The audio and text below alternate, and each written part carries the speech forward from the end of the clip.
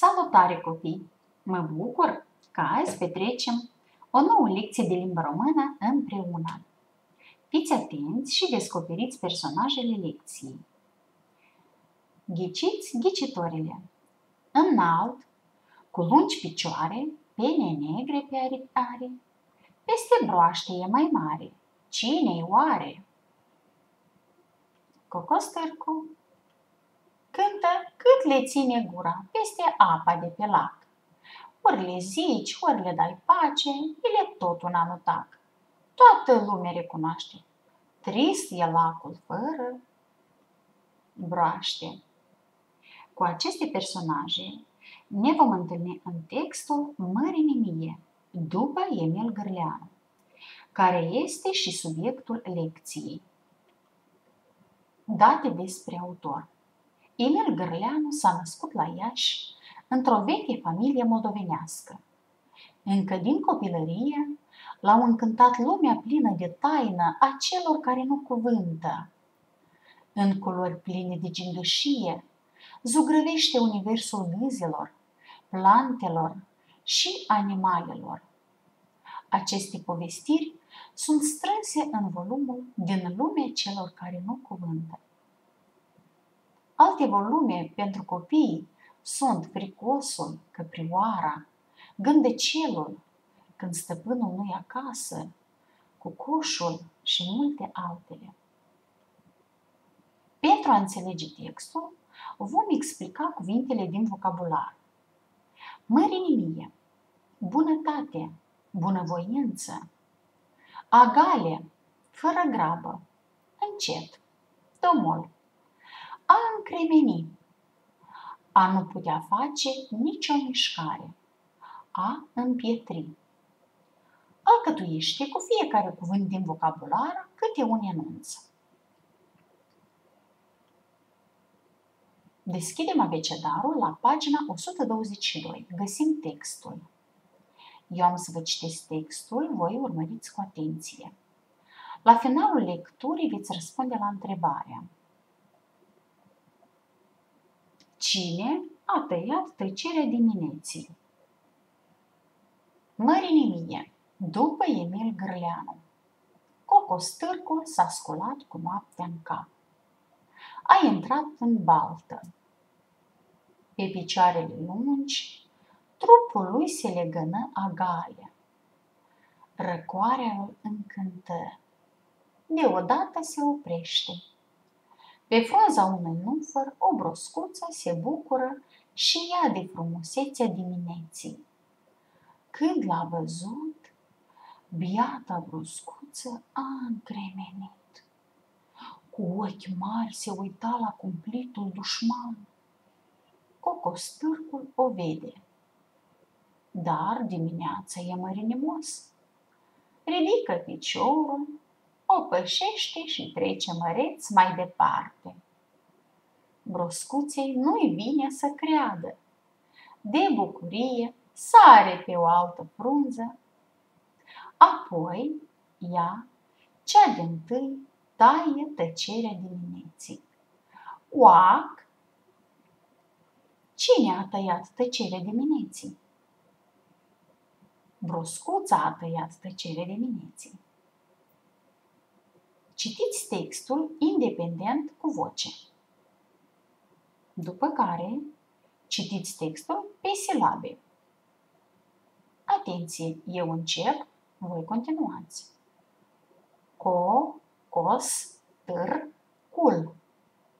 S-a, sculat. Continuați independent.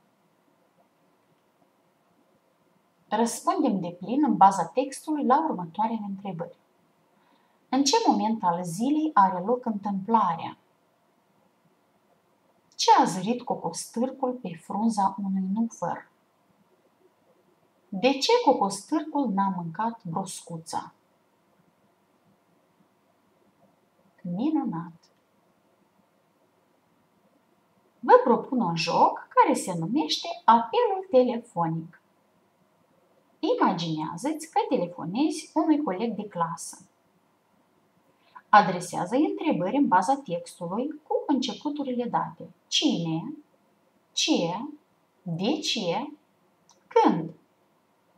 Nu uita să-i spui bună ziua, iar când închei conversația, la revedere! Găsește explicația potrivită. S-a sculat cu noaptea în cap. S-a trezit dimineața de vreme.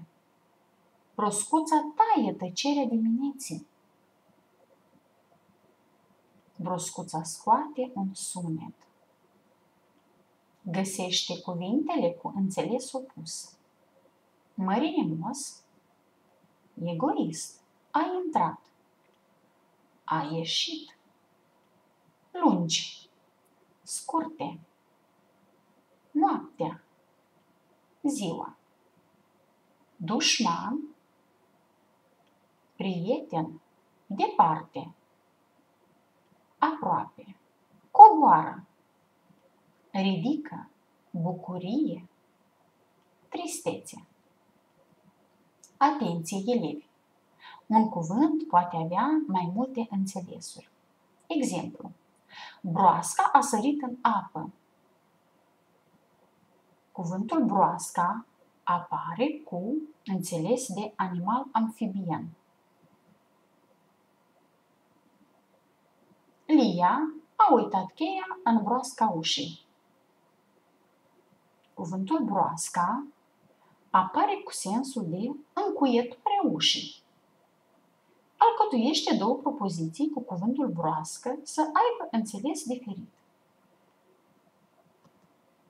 Ciulește urechea, ascultă atent și descoperă viețuitoarele.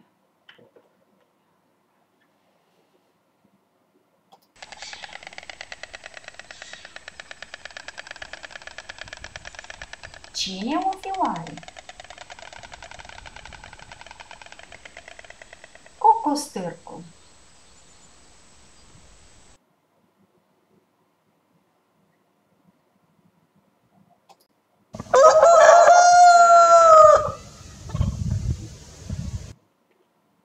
Ți-ai dat seama?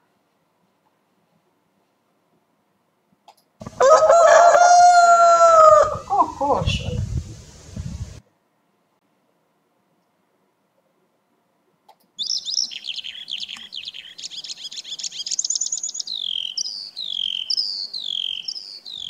Cum să nu o recunoști? Ciocârlia.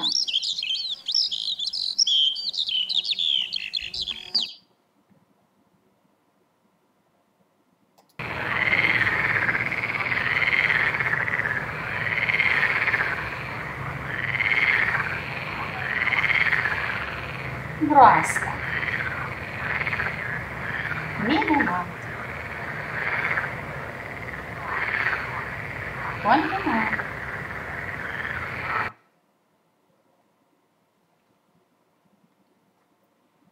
Și pentru că azi cocostârcul este mărinimos, ajută broscuța să ajungă la cocostârc, despărțind în silabe cuvintele baltă, broască, numfăr, noapte, frunză, cocostârc, picior, cap.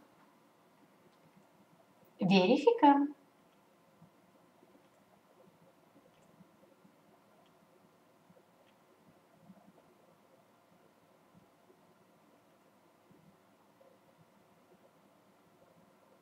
Minunat! Fii atent! Asociază fiecare imagine cu umbra sa. Verificăm.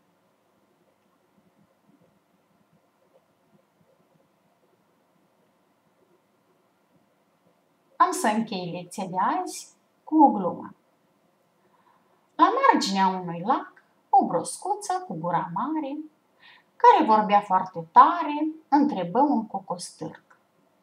Cocostârce, cocostârce, ce cauți aici? La care cocostârcul îi răspunde. Caut broaște cu gura mare. Broasca, auzind una ca asta, îndată făcu gura mică și zise: Serios?